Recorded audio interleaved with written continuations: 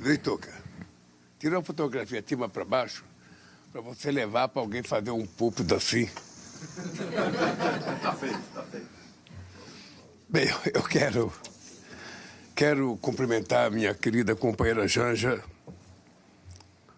meus queridos companheiros ministros e ministras, Ricardo Lewandowski, ministro da Justiça e da Segurança Pública, ministro Camilo Santana da Educação, ministra Marina Silva do Meio Ambiente e Mudança do Clima, e Jader Filho, ministro das Cidades, Márcia Lopes, ministra das Mulheres. Também me acompanhou a ministra Sônia Guajajara, ministra dos Povos Indígenas, que vai ficar em Nova York. Quero cumprimentar o meu querido companheiro governador do estado do Ceará, Eumano de Freitas, que veio aqui para participar de uma reunião com o TikTok, porque ele está anunciando um data center no estado do Ceará, no Porto de Pecém. Quero cumprimentar o meu querido companheiro Celso Amorim, que é o meu assessor especial na Presidência da República, o companheiro Aldo Falheiros, que é outro assessor especial, a nossa querida embaixadora Maria Luísa Ribeiro Viotti, embaixadora do Brasil nos Estados Unidos, e o nosso querido Sérgio Danese, que está na mesa representante permanente junto às Nações Unidas. E o nosso embaixador Maurício, que é o nosso negociador de todas as causas difíceis desse país. E o Igreja, que é o meu chefe cerimonial, é o cara que eu mais brigo com ele, tá? E a esposa do companheiro, a Ângela, companheira do nosso embaixador. Bem, a minha companheira Janja é a primeira, eu não sei quantas vezes as mulheres viajaram com o marido para ser só o papel de primeira-dama. A Janja veio para cá para fazer uma agenda, acho que mais intensa que a minha. Ela veio antes de mim, ela participou de uma reunião Despertar das Mulheres, foi um almoço com a vice-secretária-geral das Nações Unidas. Depois ela teve uma reunião das enviadas especiais com os grupos de mulheres afrodescendentes e direitos humanos sobre a COP30. Depois ela teve um jantar para os enviados especiais da COP30. Depois teve um encontro de alto nível sobre alimentação escolar regenerativa para pessoas e planeta. Depois teve uma reunião com a diretora executiva para a África e parcerias globais do Instituto dos Recursos Mundiais. Depois teve um café da manhã ministerial de alto nível para campeãs de nutrição. Depois teve um evento Perspectiva do Brasil a caminho da COP30. E, graças a Deus, está livre para me acompanhar de volta ao Brasil. Bem, eu penso que essa reunião da ONU, ela tem uma importância muito gratificante para o Brasil. Primeiro porque nós queríamos reforçar no discurso que fizemos na ONU a ideia do multilateralismo, a ideia da democracia, e reforçar a nossa COP30, sabe, em Belém, na Amazônia, no mês de novembro. E, além de poder ter feito um discurso que levantava esses temas, eu tive uma outra satisfação de ter um encontro com o presidente Trump. Aquilo que parecia impossível, deixou de ser impossível e aconteceu. E eu fiquei feliz quando ele disse na COP que pintou uma química boa entre nós. Como eu acho que a relação humana é 80% química e 20% emoção, eu acho que é muito importante essa relação e eu torço para que dê certo, porque Brasil e Estados Unidos são as duas maiores democracias do continente. Nós temos muitos interesses empresariais, nós temos muitos interesses industriais, nós temos muitos interesses tecnológicos e científicos, nós temos muito interesse no debate sobre a questão digital e a inteligência artificial, nós temos muito interesse na questão comercial. Portanto, se nós somos as duas maiores economias e os dois maiores países do continente, não há porquê que Brasil e Estados Unidos vivam em momentos de conflito.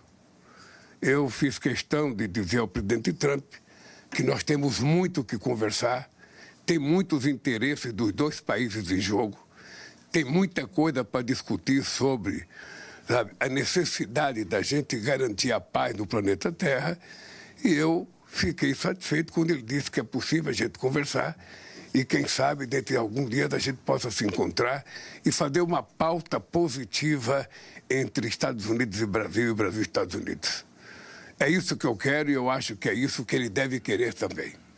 Eu, na minha relação com o chefe de Estado, a coisa que eu mais respeito é que o chefe de Estado, se ele foi eleito pelo seu povo, eu não quero saber ideologicamente se ele gosta ou não gosta de mim, se ele professa a mesma ideologia que eu.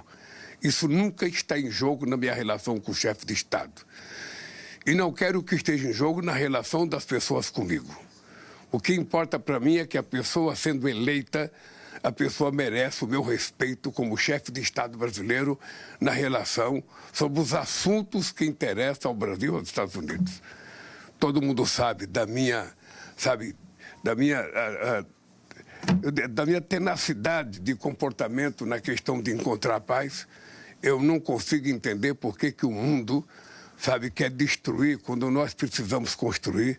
Não é normal o que está acontecendo na Rússia e na Ucrânia, não é normal o que está acontecendo em Gaza, não é normal a quantidade de conflito que nós temos, que é o maior número desde 1945, do fim da Guerra Mundial.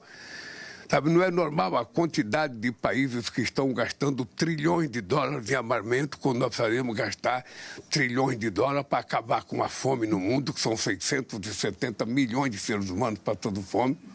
Não é normal a quantidade da desigualdade que ainda existe no planeta, desigualdade de gênero, desigualdade de raça, desigualdade de comida, desigualdade de oportunidade. E cabe a gente utilizar os recursos que nós conseguimos produzir em cada economia para que a gente possa diminuir essa desigualdade e fazer do planeta Terra um habitat normal, para todos os seres humanos e não apenas para alguns privilegiados que detêm muitos recursos. Eu acho que é essa coisa que nós vamos discutir daqui para frente. É isso que eu estou imbuído com o desejo de discutir. Eu estou muito feliz, porque a gente tinha acabado com a fome no Brasil em 2014. Quando eu votei agora em 2023, a gente tinha 33 milhões de pessoas outra vez passando fome. E nós acabamos com a fome outra vez em 2 anos e meio. E essa coisa é uma demonstração que, se todos os governantes do mundo colocarem o pobre dentro do orçamento, a gente acaba com a pobreza muito rapidamente. Porque além de 670 milhões de pessoas passando fome, segundo a FAO, nós ainda temos 2 bilhões e 300 milhões de seres humanos com insuficiência alimentar. Não é crível uma coisa dessa. Num mundo que produz alimento suficiente para todo mundo. O problema é que as pessoas não têm recursos para ter acesso aos alimentos. E aí, quando você vê as pessoas gastarem trilhões em armas, trilhões em guerras, a gente não tem explicação do comportamento dos humanos em tratar a própria espécie humana. Então, eu regresso para o Brasil muito feliz com as coisas que aconteceram aqui. Foi muito importante a construção, do fundo do TFFF, ou seja, o Fundo de Floresta Tropicais para Sempre, porque não é um fundo de doação, é um fundo de investimento. E quem fizer investimento vai ganhar dinheiro e uma parte desse dinheiro vai ser aplicado para que a gente mantenha a floresta em pé nos países que tenha. No caso do Brasil, é muito interessante porque, além da gente ter a maior reserva florestal do mundo, a gente ainda tem 40 milhões de hectares de terras degradadas em que a gente pode florestá-la com o que a gente quiser. Uma demonstração de que o problema do clima depende pura e simplesmente da vontade política de cada governante e, mais importante, da gente acreditar na ciência. Não é mais um presidente da República dizer eu acho, eu acredito. Não. A gente, quando está no cargo, a gente não acha e nem acredita. a gente assiste aquilo que fala a ciência e a gente cumpre, sabe, da melhor forma possível as coisas para a gente resolver esse problema. E já está provado que nós temos condições de manter a temperatura do planeta abaixo de 1,5 graus. Já está provado. É só vontade.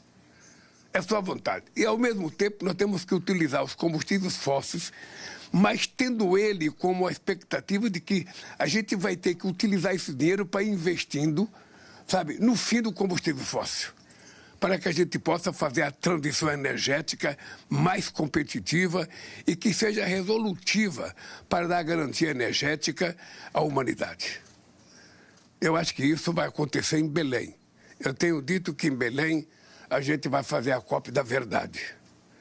Porque se a gente não fizer a COP da verdade, a humanidade vai perder a crença nessas reuniões de chefes de Estado. Então tem G7, então tem G20, então tem BRICS, então tem COP, então tem um monte de coisa. Se discute muita coisa e não se aplica as coisas que se discutiram. Então não está porque a humanidade continuar acreditando. Então essa COP, eu tenho dito que será a COP da verdade, porque nós vamos ter que colocar alguns cientistas para falarem aos chefes de Estado. É muito importante que o presidente Lula, eu convidei o presidente Trump para ir na COP. Se ele estiver lá, é muito importante que ele, é muito importante que o presidente Macron, é muito importante que o primeiro-ministro Modi, é muito importante que todos que compareçam lá ouçam os cientistas dizerem o que está acontecendo no mundo, para facilitar a nossa tomada de decisões. Todos vocês sabem que eu também defendo uma governança mundial mais forte. É por isso que nós temos brigado há muito tempo para que a ONU seja reformulada desde o seu estatuto até a sua composição, com todos os membros, permanentes ou não, porque ela está mal representada. A fotografia de 2025 do mundo não é mais da fotografia de 45. Os países evoluíram, a humanidade evoluiu. Então é preciso ter mais países, é preciso acabar com o direito de veto na ONU, acabar com o direito de veto, e é preciso que, sobretudo na questão do clima, quando a gente tomar posição, que tiver uma votação, é preciso que todos cumpram. Aí sim, se um país não cumprir uma decisão que prejudica o planeta, ele merece ser punido, não de forma unilateral, ser punido pelo conjunto dos países e pelo conjunto da humanidade. Agora, isso tem que ser discutido. Isso precisa ser discutido. A ONU não é dos membros fixos que ficaram membros fixos quando ela foi construída. A ONU é da humanidade, então é preciso que a gente reformule a ONU para que ela tenha força de evitar guerras como em Gaza, de evitar guerras como a Ucrânia, de evitar a quantidade de conflitos espalhados pelo mundo hoje e, ao mesmo tempo, a gente tomar decisão para resolver a questão do clima, que pode levar o ser humano a se transformar no primeiro animal vivo capaz de destruir o seu habitat natural. É uma coisa fantástica, porque dizem que nós somos o único animal inteligente.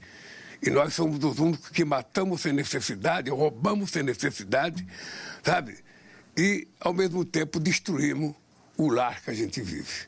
É esse desafio que está colocado na COP30, por isso ela está sendo feita na Amazônia. Tem muita gente que dá palpite sobre a Amazônia. Tem muita gente que fala da Amazônia sem conhecer a Amazônia. E é preciso as pessoas saberem que na Amazônia da América do Sul moram mais de 50 milhões de pessoas. E essas pessoas moram, sabe, nas cidades com vários problemas e que, portanto, nós temos que cuidar disso. É esse desafio que está colocado para nós. É esse desafio que nós viemos colocar aqui no debate que nós fizemos sobre tanto o Fundo de Florestas Tropicais para Sempre, quanto na discussão das ANDCs. A reunião não terminou ainda, mas eu acho que os países estão apresentando NDCs bastante vigorosas e razoáveis. E eu acho que isso vai ser muito importante, porque é a primeira demonstração de seriedade com a questão do clima, é as NDCs serem fortes. O Brasil apresentou de 59% a 67%, é uma proposta forte do Brasil, e a gente apresentou em todas as áreas econômicas, e a gente ainda vai cumprir um compromisso nosso, não é um compromisso com ninguém, é um compromisso de nós com nós mesmos, sabe? Eu diria, no linguajar caipira, de nós conosco, sabe? Nós assumimos o compromisso de até 2030 a gente chegar ao desmatamento zero na Amazônia. E, portanto, como ninguém pediu para a gente propor e a gente propôs, nós temos responsabilidade de cumprir. Bem, então eu volto agora para o Brasil, satisfeito com a nossa reunião, otimista com a possibilidade de Brasil e Estados Unidos fazer uma reunião, sabe, o mais rápido possível e acabar com o mal-estar que existe hoje na relação Brasil-Estados Unidos. É isso que eu queria falar para vocês e deixar um pouco para vocês fazerem pergunta, porque se eu for falar tudo, depois não precisava responder pergunta ou ir embora. Mas eu vou deixar vocês fazerem alguns questionamentos, porque é justo, nessa liberdade de imprensa que tanto nós defendemos, que a imprensa possa fazer as perguntas sem veto. Sem veto.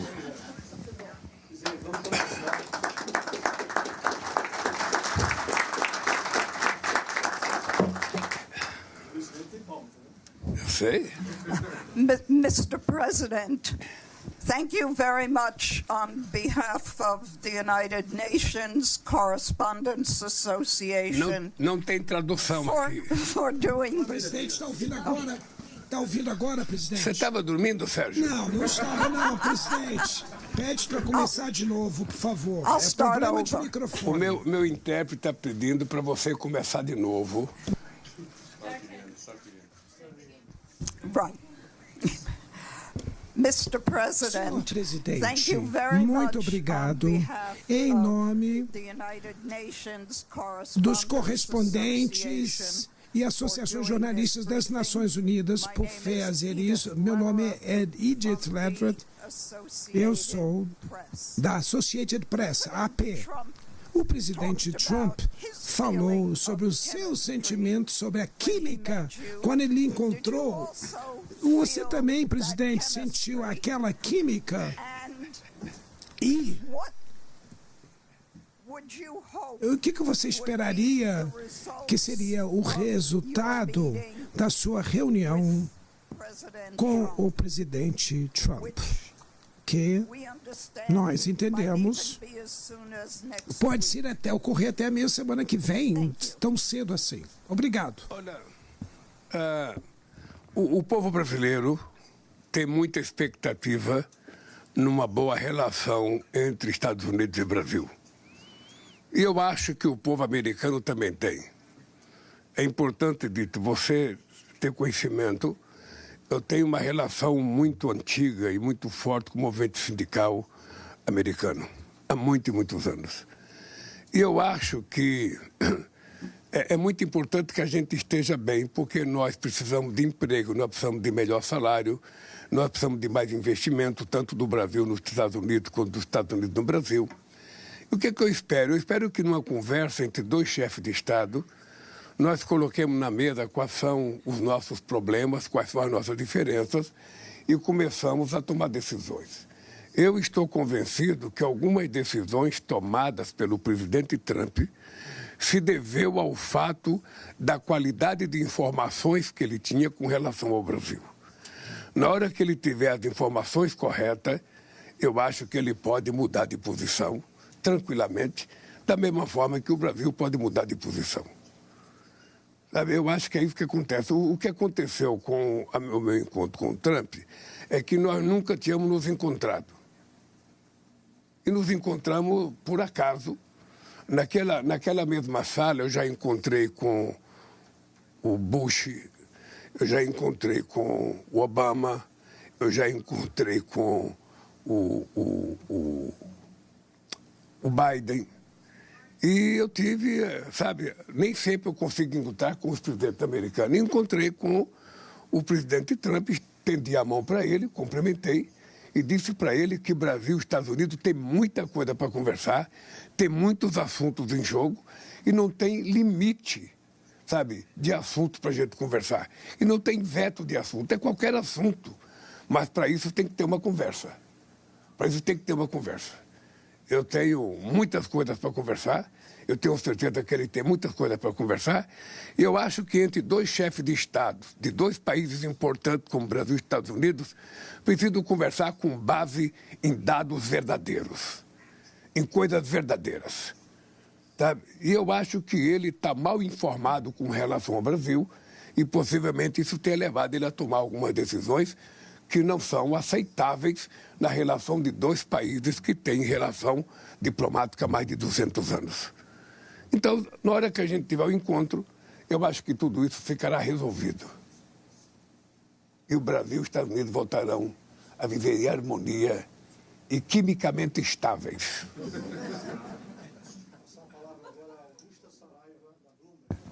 Boa tarde, presidente. Augusta Saraiva, da Bloomberg. Presidente, ainda sobre o presidente Trump, eu queria saber se o senhor podia nos dar um pouco mais de detalhes sobre o que o Brasil espera levar à mesa e se o senhor vê espaço para redução de tarifas já depois desse primeiro encontro. E se ele poderia ser presencial e quem participaria. Obrigada. É que seria precipitado da minha parte dizer o que eu vou negociar antes de começar a negociar. Aí seria você vetar até possibilidade de conversa. Veja, nós temos que sentar, colocar na mesa todos os problemas que ele tem com relação ao Brasil, o problema que eu tenho com relação aos Estados Unidos, e a partir daí a gente começa a discutir. Veja, o que não é discutível é a soberania brasileira. E a nossa democracia, isso não é discutível. Nem com o presidente Trump, nem com nenhum presidente do mundo. Isso é uma soberania brasileira que a gente não abre mão. Eu acho que ele tem informações equivocadas sobre o Brasil. E eu quero colocar para ele claramente, sabe, de acordo com os interesses dele querer saber, eu vou falar o que está acontecendo no Brasil. Eu posso dizer para você que, do ponto de vista dos interesses do povo brasileiro, do povo comum e do empresariado e do povo da classe política, é que haja uma conversa entre nós. Há muito desejo. Há muitos investimentos em jogo. Nós temos um fluxo comercial, sabe, muito importante. Então, eu não sei quem foi que disse para o presidente Trump que ele tinha um déficit comercial com o Brasil. Sabe, ele teve um superávit em 15 anos de 410 bilhões de dólares. Então, como eu não sei quem é que deu informação para ele, eu espero que, sentado numa mesa, ele, os assessores dele, meus assessores, a gente possa restabelecer a harmonia necessária que tem que ter entre Brasil e Estados Unidos. Quando tiver eleição nos Estados Unidos, eu não me meto, e quando tiver eleições no Brasil, ele não se mete. É assim que a gente faz. A gente acata o resultado da soberania do povo nas urnas de cada país. E poderá ser presencial? Poderá ser presencial? Por mim, pode ser. Aí nós temos que discutir como é que é a reunião. Como a gente não vai discutir nenhum segredo de Estado, não tem nada, sabe? Para mim, pode ser público. Vou passar para a próxima pergunta do Ibtsan Azem, da Arabi Newspaper. Thank you. Hi, my name is Ibtissam Azem, Olá. Arabi Al Jadid newspaper. Presidente, eu sou de um jornal árabe, mas eu queria começar seguindo um pouco essa conferência de solução de dois estados, onde você acredita que essa conferência veio muito tarde e pouco foi feito. E o que nós podemos fazer para impedir a continuação do genocídio imediatamente em Gaza? E o papel do Sul Global. Nós sabemos que os países continuam a dar, muitos países continuam a dar armas para essa guerra. O que você quer que aconteça ali? Que tipo de entregas podemos fazer com relação a Gaza, presidente? Olha, eu penso que o mundo inteiro já está tomado, sabe, da percepção de que você não tem uma guerra em Gaza, você tem um genocídio de um exército fortemente preparado contra um povo indefeso, sobretudo mulheres e crianças. Ora, eu até ontem no meu discurso, eu avoquei sabe, o povo judeu que tem lutado também contra o Netanyahu. Tem muita gente dentro de Israel que não concorda com o massacre que está acontecendo. Tem muita gente fazendo protesto de que é preciso parar com esse genocídio. E esse genocídio só está acontecendo porque quem pode parar não tomou atitude de parar. O Conselho de Segurança da ONU poderia ter tomado uma atitude mais forte. Poderia ter tomado uma atitude. A mesma ONU que teve força para criar o Estado de Israel, ela precisa ter força para criar o Estado palestino. O Brasil, desde 2010, já votou a favor da criação do Estado palestino. Porque para nós é a única solução é a existência de dois Estados vivendo harmonicamente sem nenhum problema. O que não é possível é que você demarcou umas terras em 1967 e que isso não está sendo cumprido. Então, nós não podemos assistir o povo genocídio, o povo palestino ser exterminado. E aí também a irresponsabilidade do Hamas, que nós já condenamos o atentado contra o povo de Israel, e o Hamas não pode ter feito o que fez e depois deixar o povo se matar, ser assassinado como está sendo. Por isso é que eu acho que a decisão de ontem foi importante. Ela foi tardia, mas ela aconteceu. E a partir de agora eu acho que outras coisas vão acontecer até a gente poder ver o povo palestino construir o seu Estado e viver em paz com o povo judeu. But sorry, just a quick follow-up. Só uma Que atitudes práticas podem ser tomadas agora, presidente? Porque apesar de todo o reconhecimento dos Estados-membros, do genocídio, dos assentamentos, isso está acontecendo há 2 anos. Portanto, precisa haver passos concretos. O que você acha que precisa ser feito, presidente? Isso não está acontecendo há 2 anos, isso está acontecendo há várias décadas. Há várias décadas que Israel ocupa a terra que foi demarcada para os palestinos. Há várias décadas. Então, eu acho que a partir da decisão de ontem, com mais de 150 países membros, a ONU tem agora documento, tem uma decisão coletiva da sua maioria para tentar chamar de Israel a responsabilidade. Eu acho que o Conselho de Segurança da ONU, a partir de ontem, tem inclusive que ter aos membros permanentes, sabe, a responsabilidade de não ter mais veto. Tomar uma decisão unânime entre todos eles e fazer com que o Estado de Israel respeite essa decisão. É isso que nós queremos. E eu acho que é isso que precisa acontecer. Da parte do Brasil, a gente vai cobrar a ONU para ela executar a decisão que foi tirada ontem. É isso.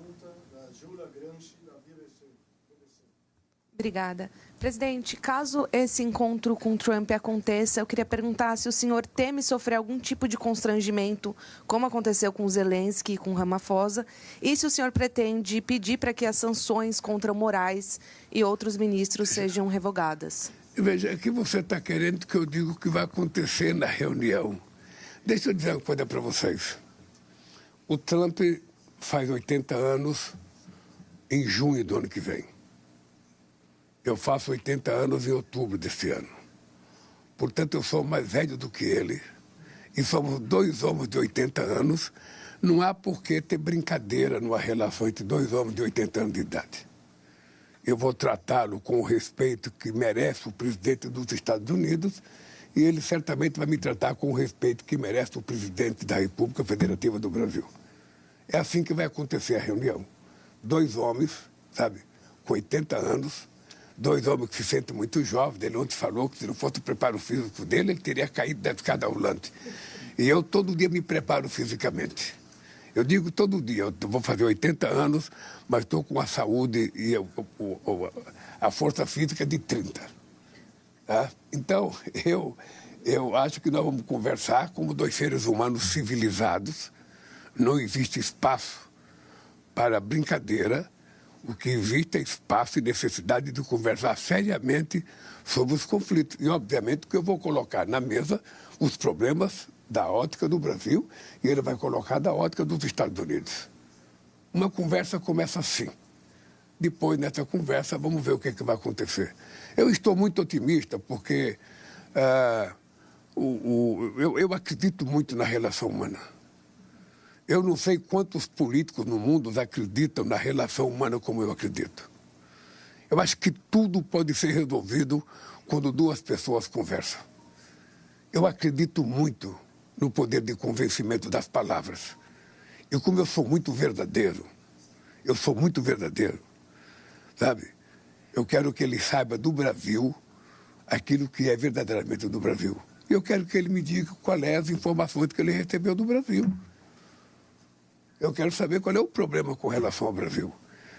Sabe, se o Trump está preocupado com o trabalho do povo americano, é um direito dele, e é justo que ele esteja preocupado.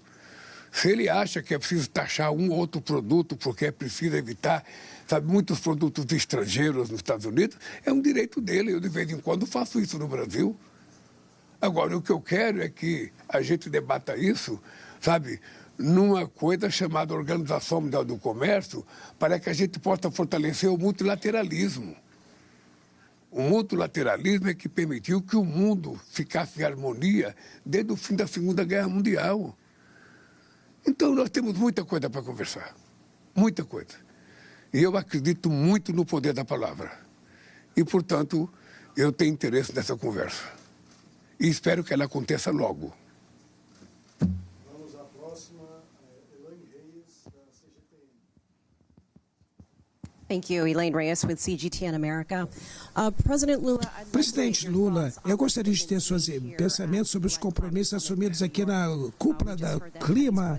Nós ouvimos que o presidente Xi Jinping anunciou vários compromissos firmes, incluindo cortar carbono em 20%, que é uma meta dura, e aumentar a capacidade da energia solar e eólica de 6 a 20 níveis a mais. Eu queria que o senhor falasse sobre projetos da China, reagir a isso. E os detalhes sobre o TFF, que detalhes você pode dizer, se você espera mais contribuições para este fundo? Veja, primeiro eu vou começar pelo fundo. Eu espero que esse fundo seja uma coisa de muito sucesso. Porque não é um fundo em que as pessoas vão ter que fazer doação. As pessoas vão fazer investimento e vão ganhar dinheiro pelo investimento que fizerem. E uma parte desse investimento é que vai para que a gente possa criar o fundo. É uma inovação extraordinária, que teve o apoio de muita gente, a coordenação do Banco Mundial, se não me falha a memória. E eu espero, se o Brasil anunciou $1 bilhão, eu fico imaginando quanto que os Estados Unidos podem apresentar, sabe, nesse fundo de investimento.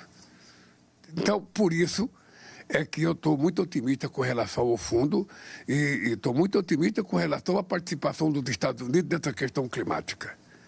Sabe, estou muito. Os Estados Unidos sabem, as pessoas sabem de que a questão climática não é brincadeira, de que o mundo está passando muita necessidade. E eu fiquei feliz com o anúncio do presidente Xi Jinping.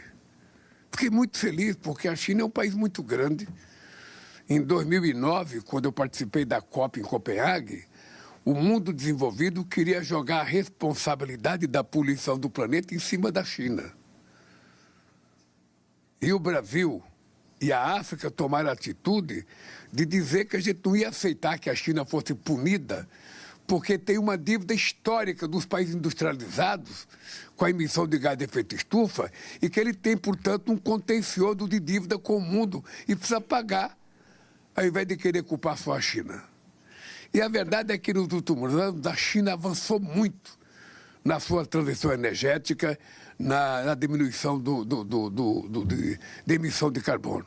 E precisa evoluir mais ainda. E eu fiquei feliz porque o Xi Jinping, além de anunciar um montante, sabe, importante, ele ainda disse que é possível avançar mais. Então eu estou otimista que nós vamos chegar na COP30 com todos os países tratando com muita seriedade. Sabe? E eu, sinceramente, eu gostaria de discutir com o chefe de Estado, eu gostaria de ver os argumentos das pessoas que são contra, sabe por que as pessoas não acreditam? Porque é assim que a gente convence as pessoas. E a COP30 vai ser um pouco isso. Eu espero que participe todos os chefes de Estado. Eu adoraria que o Xi Jinping participasse, que o Trump participasse, que, sabe, o primeiro-ministro Modi participasse. Eu gostaria que todo mundo participasse, porque é a hora da verdade.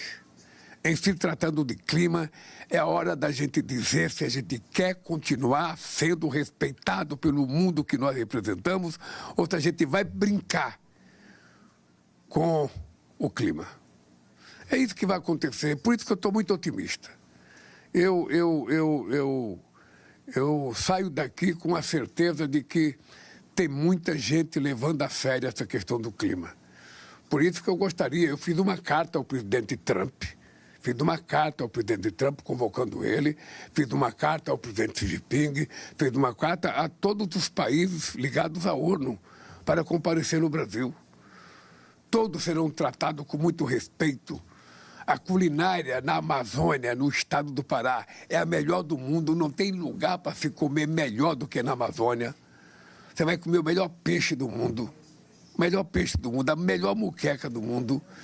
Ou seja, então, é verdade, o Pará possivelmente seja a culinária mais rica do Brasil.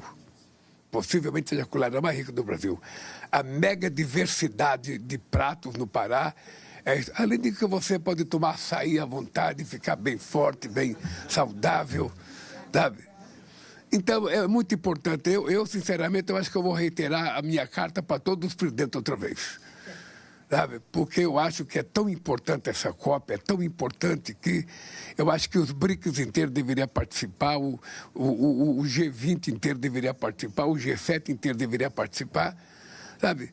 Para que a gente pudesse, enquanto chefe de Estado, sabe, passar um pouco de serenidade e seriedade para a humanidade que nós pensamos que representamos.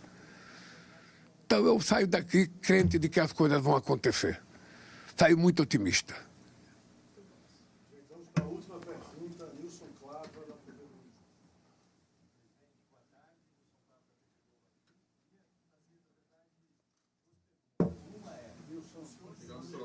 Globo. Fala um pouquinho mais alto, querido. Agora sim. Boa tarde, desculpa. Nilson Clava, repórter da TV Globo.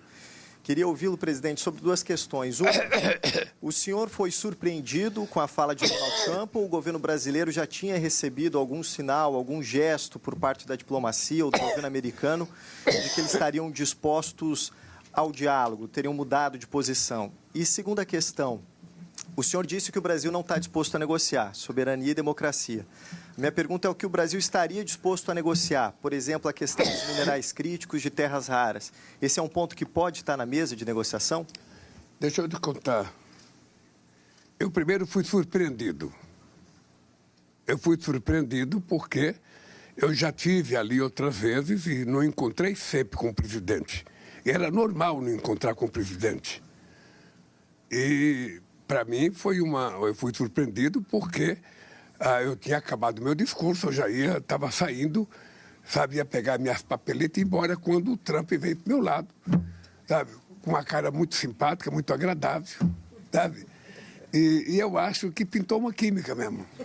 Eu acho. Então, veja, eu acho que foi uma surpresa boa e eu acho que a gente deve continuar. Eu nunca coloco na mesa as coisas que eu tenho divergência. Sabe? Agora, as coisas que nós entendemos que são razoáveis, nós temos que colocar na mesa. Sabe? Quando eu digo a questão da democracia brasileira e a questão da soberania inegociável, como é inegociável em qualquer país do mundo. Nós temos uma Suprema Corte que tomou uma decisão num processo que foi muito minucioso. Todo mundo teve direito a tudo que era necessário para se defender. E as pessoas estão sendo acusadas não porque são essas pessoas, mas porque cometeram um delito, cometeram um crime. E eu acho que o presidente Trump tem que compreender isso. Isso não está em jogo. O que está em jogo? Sabe, nós temos o seguinte, nós discutimos com o mundo inteiro as nossas terras raras. Nós queremos discutir com o mundo inteiro os nossos minerais críticos. Nós queremos que empresas que quiserem explorar vão para o Brasil explorar. O que a gente não quer é permitir que aconteça como aconteceu até agora com os minérios. A gente é só exportador, e não faz o processo de industrialização dentro do Brasil. Então, eu criei um conselho de política mineral, sabe, em terra rara, ligado à presidência da República, porque agora a gente vai assumir a responsabilidade pela nossa riqueza e que o Brasil ainda não conhece 70% do seu território. E nós temos muita coisa. Eu tenho lido muito sobre terra rara, tenho lido muito sobre, sobre minerais críticos, Estou estudando que é para ninguém me enganar.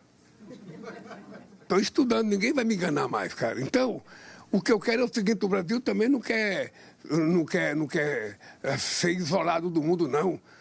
Se a gente estabelecer acordo com empresas que queiram fazer o processo de transformação no Brasil, será bem-vindo qualquer parceiro, de qualquer parte do mundo.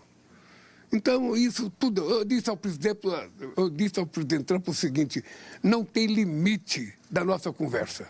Vamos colocar na mesa tudo que acha que deva conversar.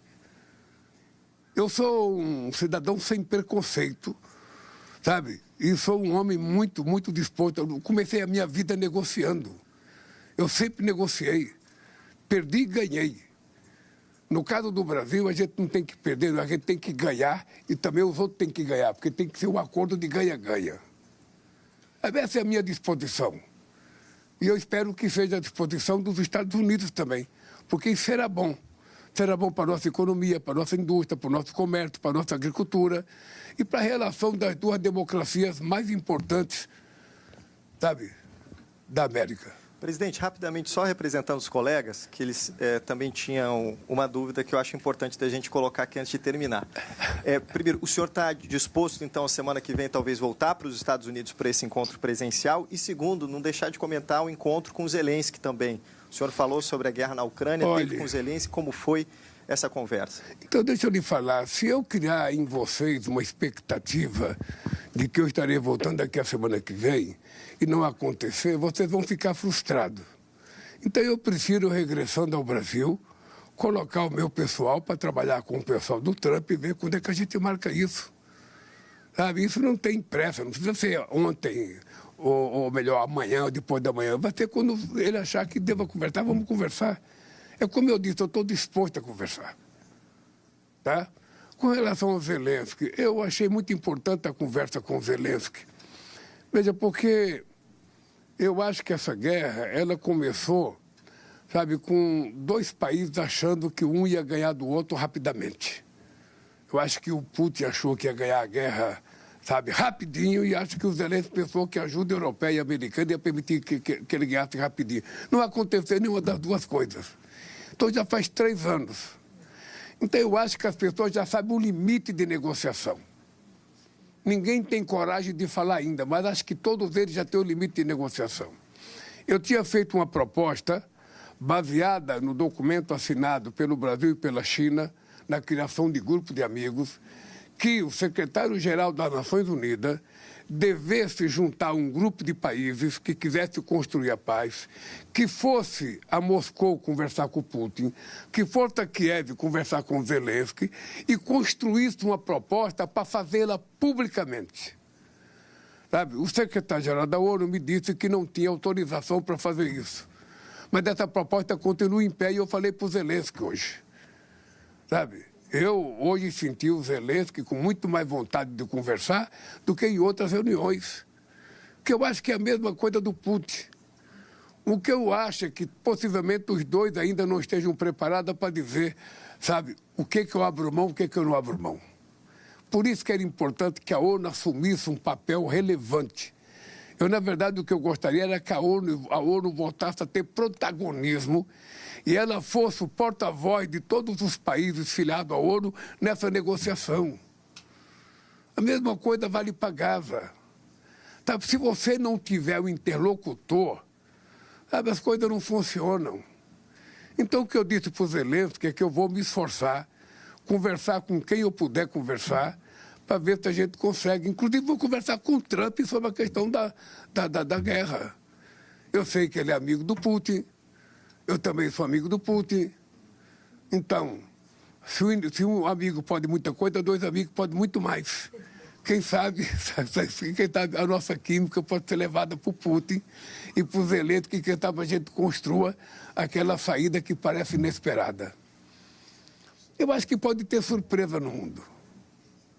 Então é isso, eu estou muito, muito Eu estou muito otimista que as coisas podem começar a mudar. Eu, naquilo que eu puder ajudar, eu disse ao presidente Zelensky que eu vou tentar ajudar. Se eu preciso conversar com qualquer pessoa, eu vou conversar.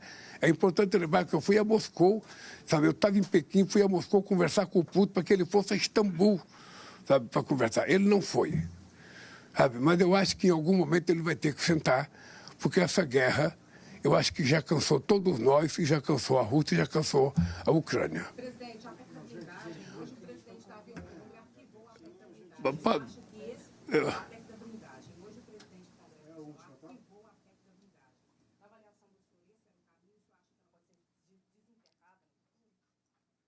Ó, se você não fosse mineira, eu não ia responder essa pergunta.